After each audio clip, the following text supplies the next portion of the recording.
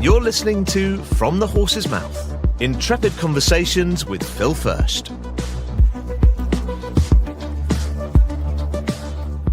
Welcome to the very latest edition of From the Horse's Mouth podcast.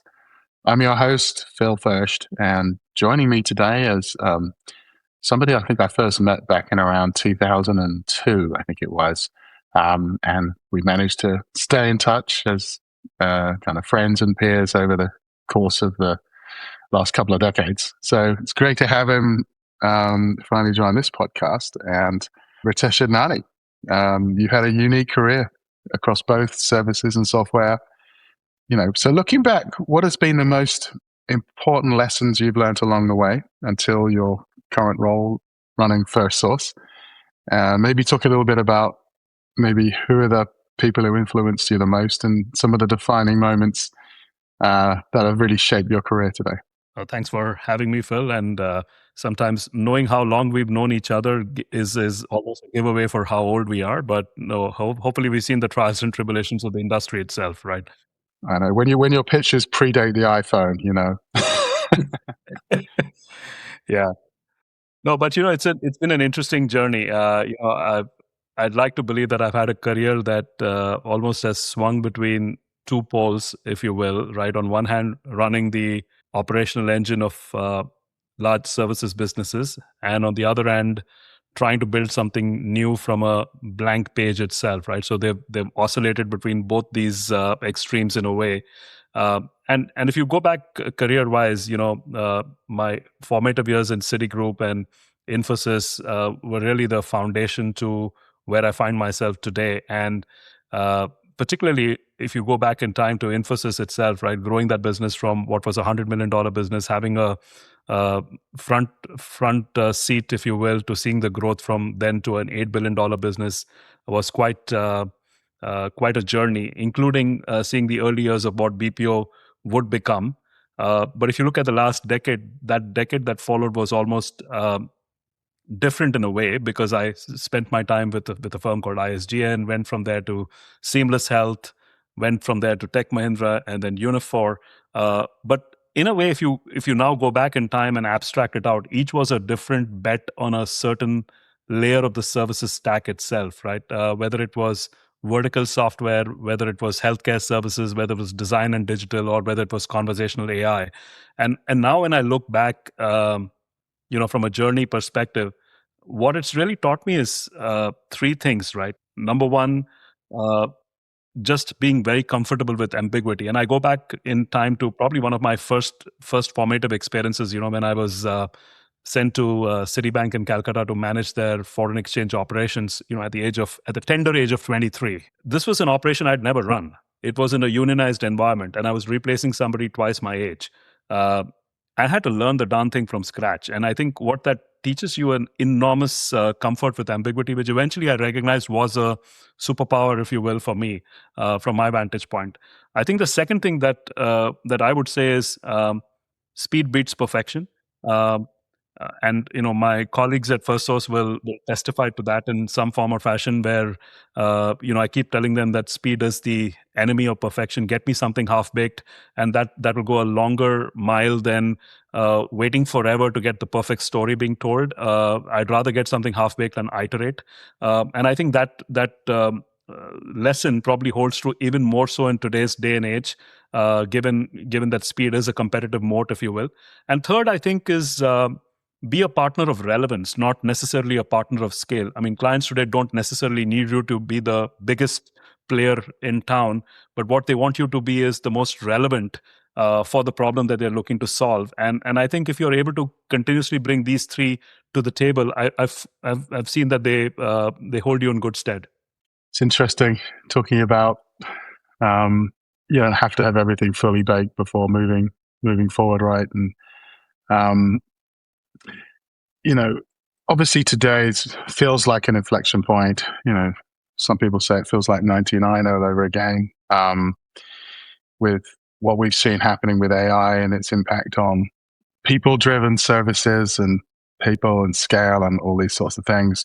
So how do you see the future of the BPO industry now evolving over the next 5 years? Let's be realistic about this. What's going to separate the ones who succeed versus the ones who are going to just really struggle to adapt? Well, that's a great question. I think BPO is heading into, in my mind, the most consequential 5 years of its history itself. Uh, the labor arbitrage era, which really defined and built this industry, I think it's past its sell by date as a basis of competition.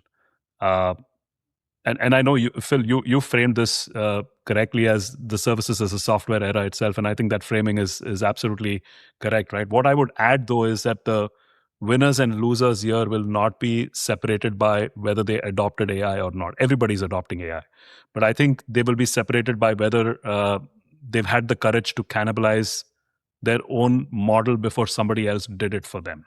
And I think there are three things that I think will separate winners in this era, right? First, the willingness to redesign the workflows, not just bolt AI on top of what might be a broken process. When you rebuild a workflow rather than bolt AI on top of it, the gains aren't incremental, they're truly transformational, and I think that matters. I think the second one is taking accountability for the outcome, right? In my mind, the shift from a labor-based delivery to a non-linear outcomes-linked delivery is quite fundamental because the unit of value stops being the seat and starts being the result. That's a fundamental rewiring of how this industry is going to be. And I think the third is the willingness to be vertically deep rather than horizontally broad. An inch wide, mile deep will consistently beat a mile wide and an inch deep. And we see that in our business, right? I mean, we do well where we have an end-to-end understanding of the processes in the markets in which we operate, because that's where we can underwrite the outcomes itself, right? And I think conversely, therefore, the firms that will struggle, in my mind, will be the ones who are still measuring themselves based on either the seats added, the headcount added, still pricing inputs, still running pilots without a P&L accountability. And quite honestly, I do believe that the market will either absorb or pass them by.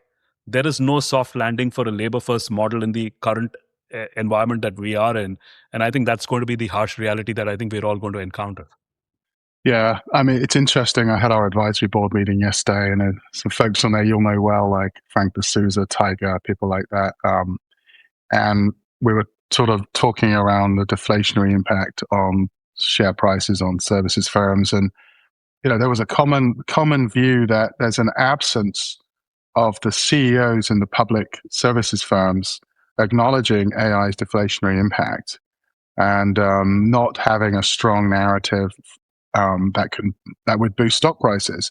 And this is why there's this sort of gap between kind of Wall Street and Main Street. And it did make me think when we were talking to you was around, you talked a bit about UnBPO, and Firstsource was a pioneer in introducing this to market and all this sort of stuff. So what's your view on this whole, are we not just communicating this well? What are you guys trying to do? And how do you see services getting out of this sort of hole that we find ourselves in at the moment? So that's a lot of different questions, but let me try and unpack that into a few, right? So first is when we launched on BPO in February of 2025, we were very clear to call it out that the labor arbitrage era is past its sell by date. This is no longer the era of faster, cheaper, better. And the way this industry has grown over the last 25 years, where scale, standardization, and all the elements that came with it were the defining attributes of success itself. And I think OpenAI did that when they launched ChatGPT in November 2022, that the first winds of change were necessarily going to play about, right? And therefore, recognizing and acknowledging firstly that labor arbitrage is the basis of value creation, headcount growth or FT pricing as the unit of growth are no longer relevant metrics.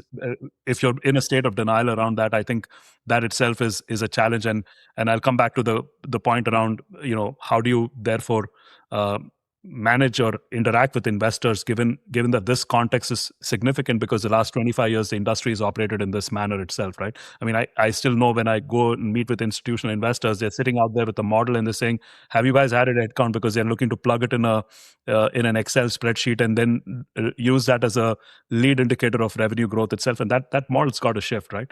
But I think one of the things when we launched UnBPO was not to say that the industry is dead. It was around saying that the traditional ways of working of the industry are over, and the traditional model is outdated, and you got to reinvent with the times.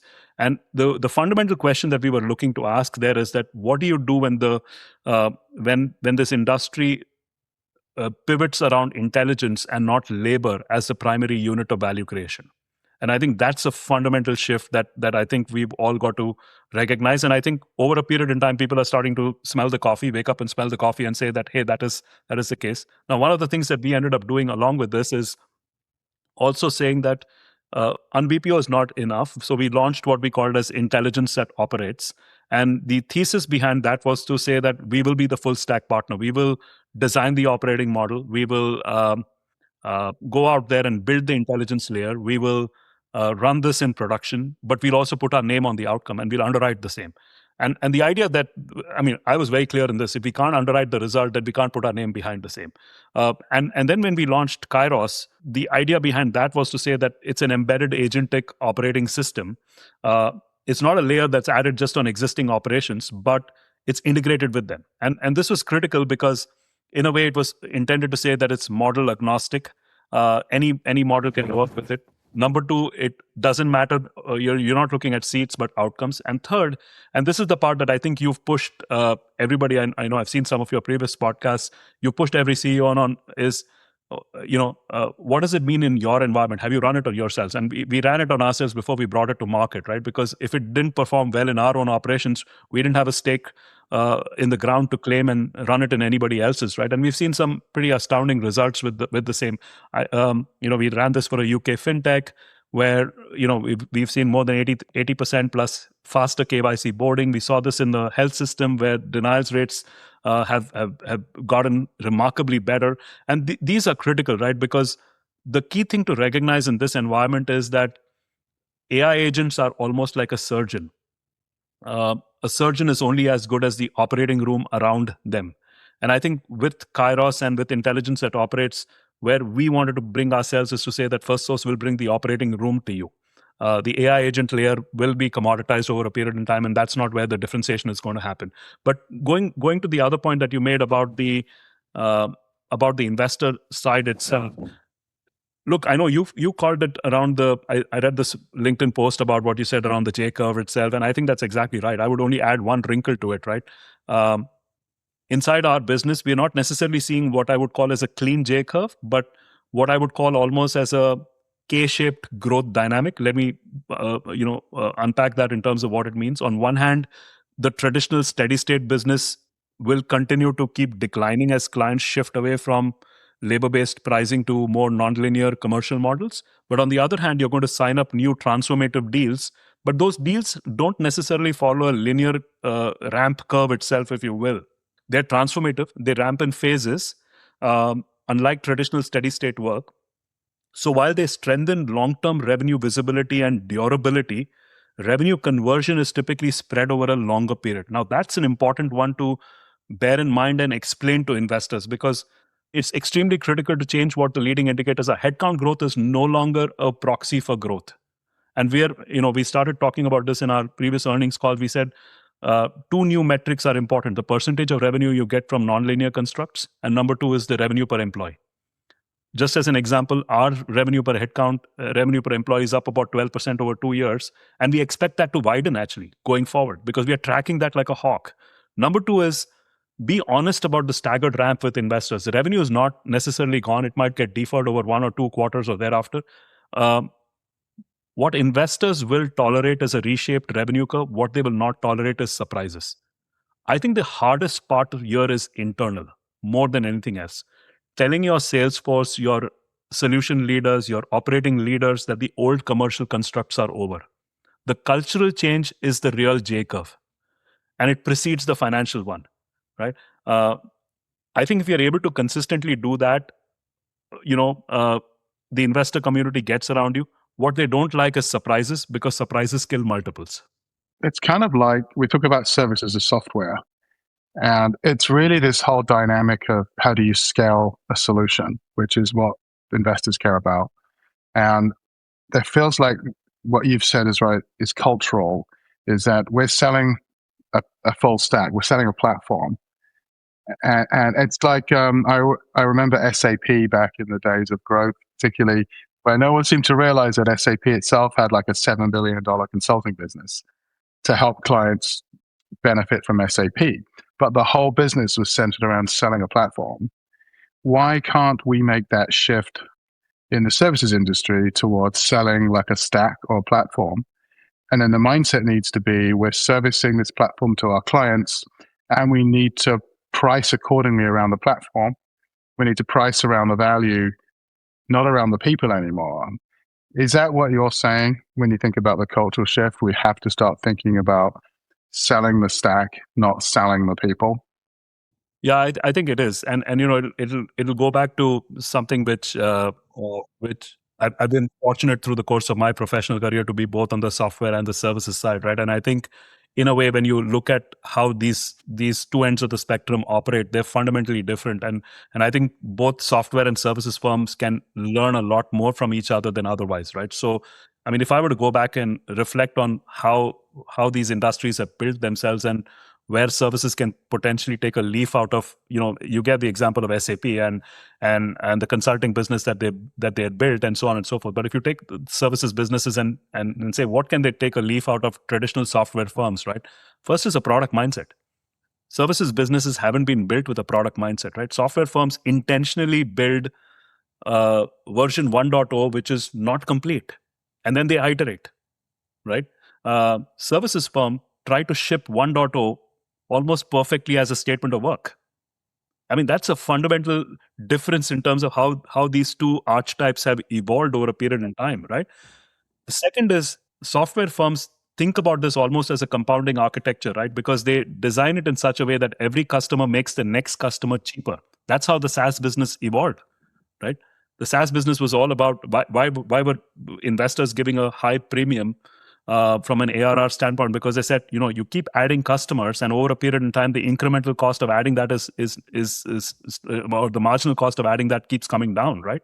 Services firms, conversely, designed every engagement almost on a bespoke fashion, where the second engagement costs almost as much as the first one, right? And that's a fundamental disconnect in terms of how these have organized, right? And one of the things we're trying to do when we're talking about compounding outcomes is we are deliberately and intentionally re-architecting Firstsource around the compounding advantage, because we're saying that is a big shift in terms of what needs to happen. And third, I think this is a opportunity for both ends of the spectrum, right? The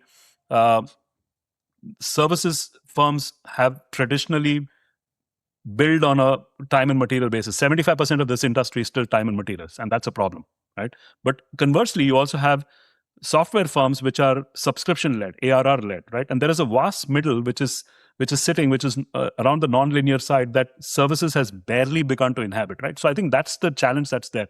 But I think there's also a reverse problem, right? Which I think is important for and you asked the question around investors. I think, one of the other things that services firms need to do a better job to explain to investors also is that two things are critical. Domain depth, number one, which software firms don't necessarily have. And software firms oftentimes underestimate how much of an AI deployment fails, not because the model is wrong, but because the workflow it sits inside is misunderstood. Service firms have decades of muscle memory, and if you have a lot of domain depth like we do on the vertical side, I think how work actually gets done. But the second point that is there is also the change management. The biggest thing to address here is the change management associated within the workforce, right? You can have an AI model that is technically sound and culturally rejected, and that will still be a failed AI model, right? What I think my crossover experience across these two industries has really taught in summary, right, is software taught me that the second customer should cost half of what the first one.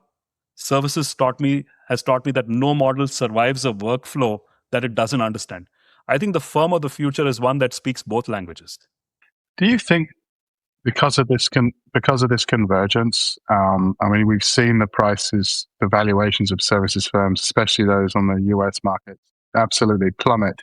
Do you think we're now going to see the first real consolidation between different firms and services firms? Like what's stopping, I don't know, SpaceX to spend $60 billion on Cursor, and you can now buy Accenture for a lot more, or you could buy Gemini or Cognizant, these companies. Do you think we might start to see some real shifts in how these companies are made up, because the dynamics are just completely changing beyond recognition? I think there are going to be some interesting crossovers for sure. I would fully anticipate that. But I also think that people are going to be mindful of how they do this, right? I think in this environment we are firmly in the throes of the innovator's dilemma. And if you go look at the innovator's dilemma and what Clayton Christensen said out there, it traditionally tends to impact larger incumbents more. I mean, history has shown that over a period in time because they are slower to adapt and respond, and so on and so forth. And it spawns the way for a newer set of challenger brands, and startups to emerge who can disrupt because they can play on offense. Um, uh, I think that will potentially come in the way of what kind of crossover consolidation could end up happening. Because, if you're acquiring a firm which has got 400, 500,000 people, you know what, changing the wheels of an organization of that size and scale is not going to be easy. And therefore, are you saddled with more process debt and people debt and talent debt that you need to deal with, versus saying, you know what, I could build this ground up itself and maybe it might not be that hard. So I think that's the dilemma and the trade-off that I think firms are going to look at in terms of how they acquire. There is going to be probably some acquisition on the context of revenue growth too, because if revenue is going to slow down for folks, they might say use acquisition as a tool to try and shore the top line up while they continue to make the changes in the way they operate itself. So you probably see some play. But I think it's a combination of these kinds of things that will emerge across the board. I mean, SaaS companies will probably acquire some AI native startups. You've seen that with different players in the marketplace. You saw that most recently with what with Salesforce did when they acquired Fin.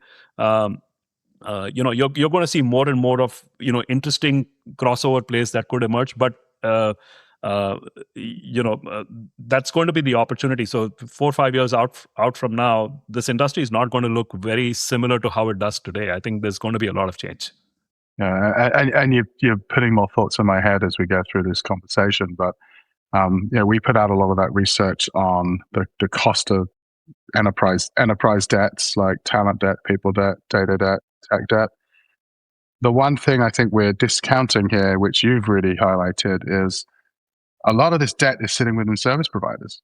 Like if service providers have 500,000 people or whatever, delivering a certain number of clients, they're trying to hit a certain margin, and they're struggling to scale that business without constantly adding more people, then they've got their own debt, which they haven't figured out how to, deliver a more standardized capability without having to constantly increase labor. So it almost feels like there's a huge debt problem on the services side as well as the client side, and both sides need to fix these issues if we're ultimately going to come out into a more streamlined environment, right?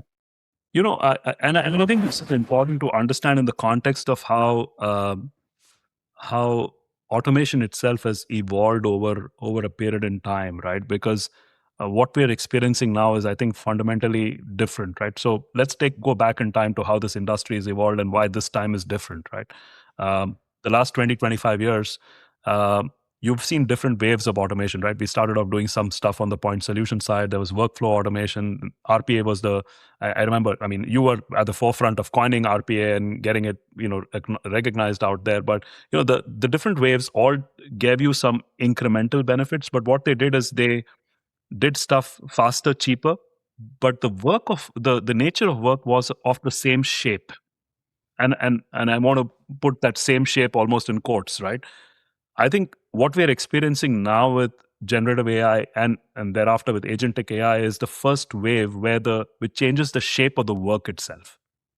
That's a fundamental difference, because now you're in an environment where 2 or 3 things are happening, right? Number one, agents do not just assist work, they can execute it. I said this on our last earnings call, right? Processing transactions from process throughput to decision quality. This is no longer about us getting paid based on the number of transactions we process or the number of butts on seats that we have, but around whether we took the right decision each time for a transaction. That's a fundamental shift in terms of how one should think about it, right?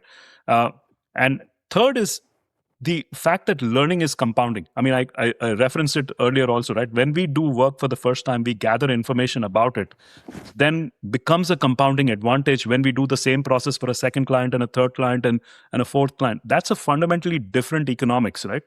In the labor model, every new client started the cost curve from scratch. In the agentic model, every new client benefits from the previous one. They're fundamentally different ways of how one should think about it, right? And therefore, the second client in the labor model costs you almost as much as the first one. In the agentic model, the fourth client is where the compounding value and the benefits, the unit economics actually start. How do you build a business recognizing that when you have headcount which the service provider is saddled with? I think that's the $800 billion pound question for organizations today in terms of how do you deal with this? This takes us into this whole debate around AI eliminating jobs or elevating them.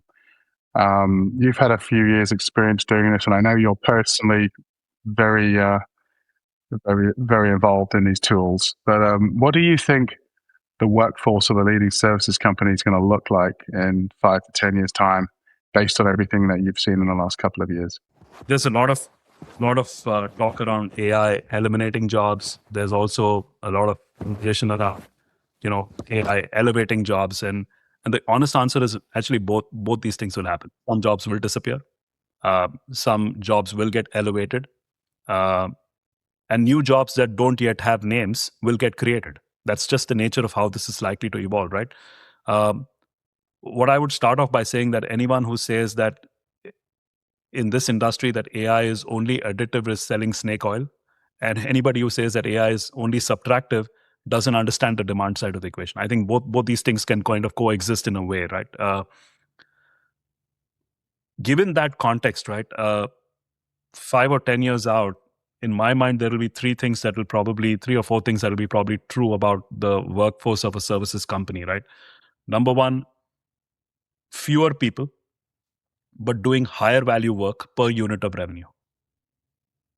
I'll repeat that again. Fewer people doing higher value work per unit of revenue. The reason why that becomes critical is the pyramid will flatten into a diamond. The narrow base of repetitive tasks will get replaced by agents.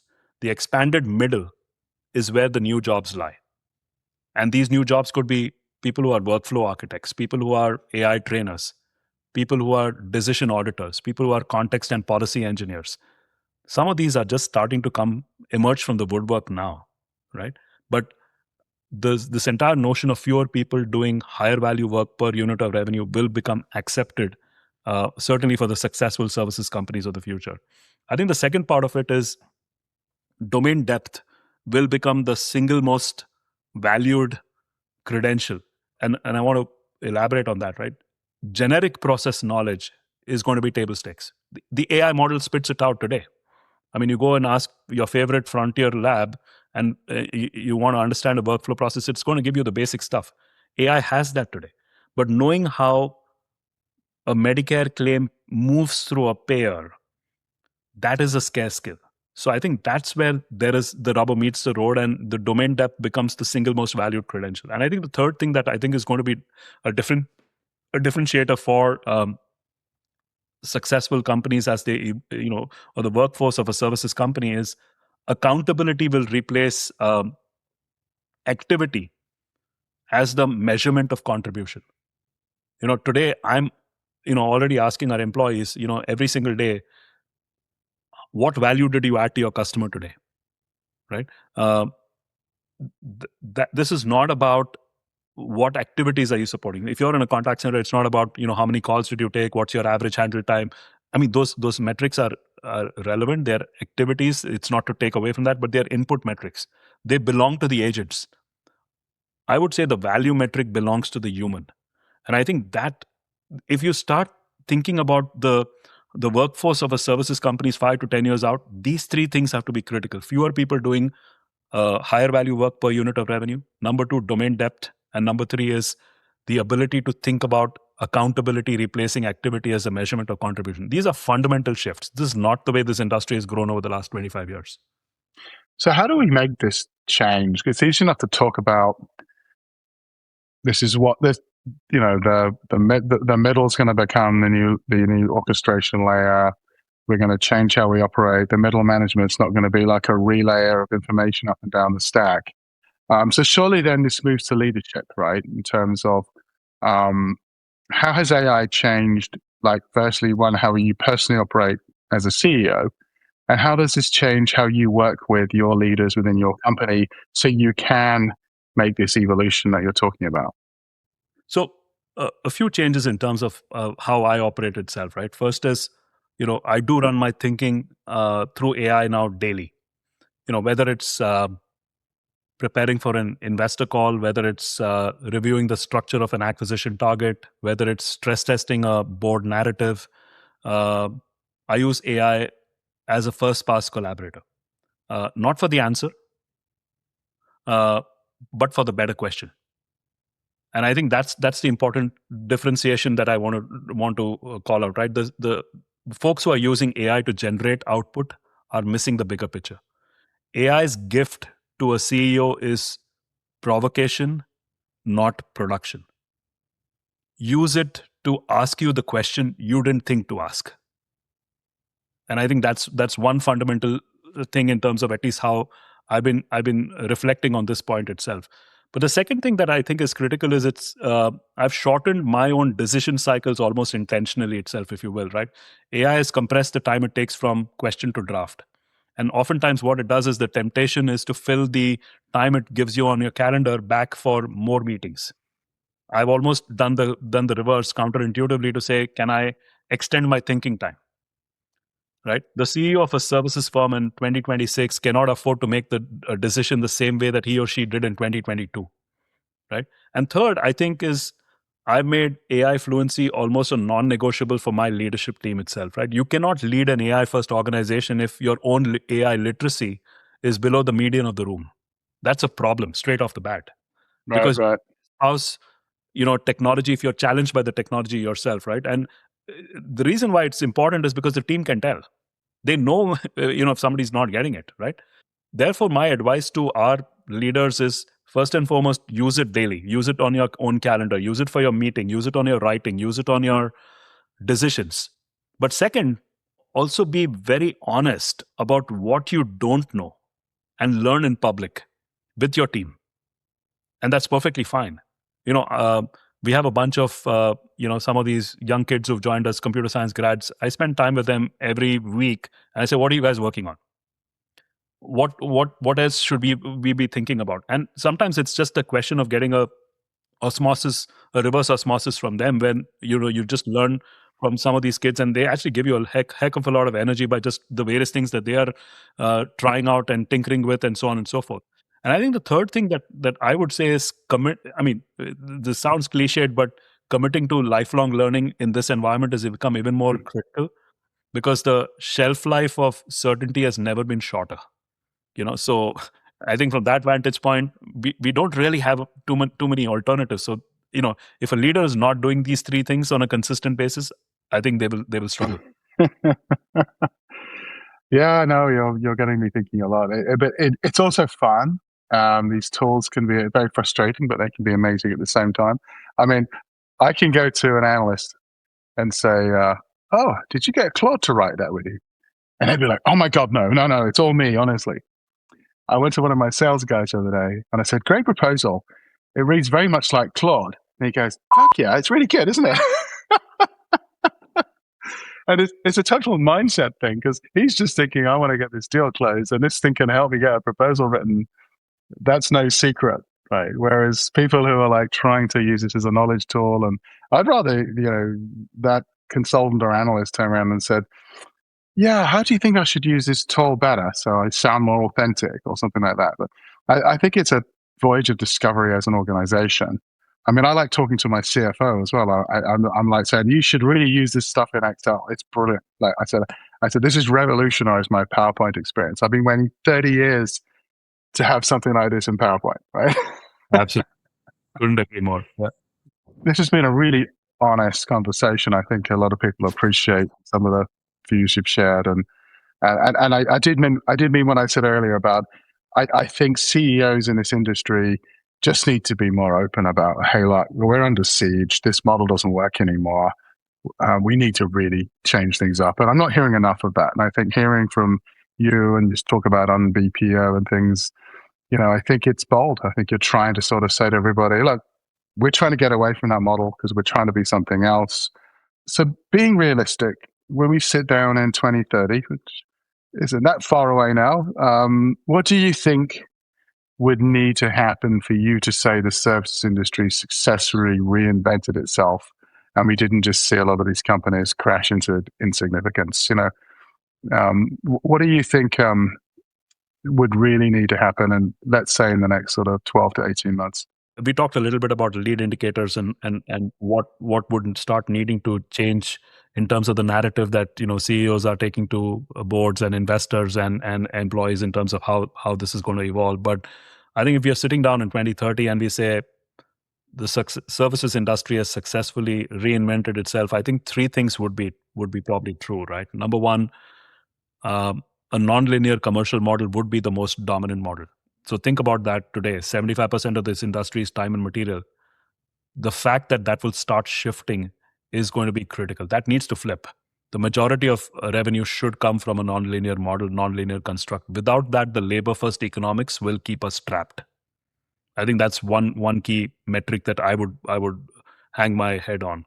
I think the second one is that the revenue per employee curve would have visibly decoupled from the headcount curve. Across the top firms, visibly, audibly, it's there in the filings, and that would be a verifiable signal that the industry has moved. And I think the third one that I would put is services firms would be where the most ambitious AI engineers, and this may be a reach at this, may seem like a reach at this point in time, but the most ambitious AI engineers would say, I want to work out here. And here's why, right? Because it's not as a fallback to a frontier lab, but it's as a first choice, because you know what? The most interesting AI problems, solving for a messy real life workflow, putting that at scale in a production environment with accountability is pretty darn exciting. And if you're able to do that, that would be success. But the flip side of it is, if in 2030 we are still pricing seats, still calling ourselves BPO, still selling AI as a feature on a labor contract, still measuring success in heads added, I think those are all indicators that the industry hasn't really moved much. I liked what you said about AI problem solving. Maybe that's the next phase. Go from services to problem solving, because that's a lot of what we're all about right now is fixing a lot of what we do wrong so we can do it differently. I would just say one thing there, right? So look, the technology will arrive on schedule. The courage to use it will not. And that's the binary that I see for 2030. If you put a magic wand out there 5 years down the line. Well, the courage to use it is a perfect way to end this conversation. And I enjoyed it very much, Ritesh. I think you're going to be with us in London in a few short months as well. So hopefully you'll get a chance to meet our London crowd before long. And it's great having you today. No, thank you for having me as always, Phil. Good to see you. Yeah. Look forward to catching up soon. Thank you for listening to From the Horse's Mouth. Don't forget to subscribe and like wherever you listen to podcasts. Got something to add to the discussion? Drop us a line at fromthehorsesmouth@hfsresearch.com or connect with Phil on LinkedIn.